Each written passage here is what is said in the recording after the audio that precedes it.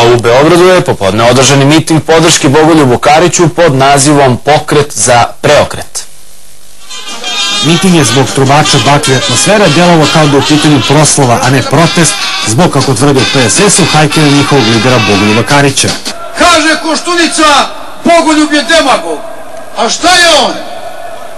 Fatalog, šta je? Ko je đavo? Pa on je najcrniji đavo, bre, koji postoji u ovoj zemlji. On je zlo jedno neviđeno. Jer ja sam njega do juče proglašavao patrijarhom srpske demokratije, verujući da je to čovjek demokrata, da je to čovjek patriota, da je to čovjek s kojim će Srbiji da svane. A vidjeli smo kako sviće nama. Nestajemo ko zemlja.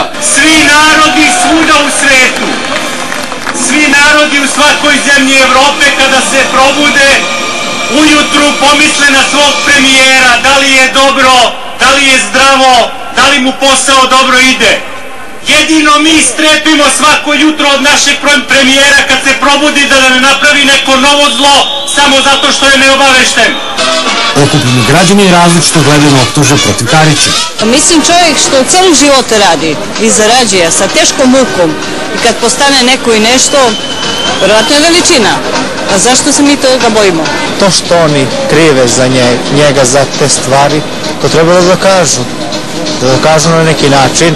Kad budu dokazali, znači kad budu dokazali to zašto oni njega krive, onda i drugi će da veruju, ne samo ja. Ipak se on obogatio, a drugi se nisu, većina se nije obogatila. Moramo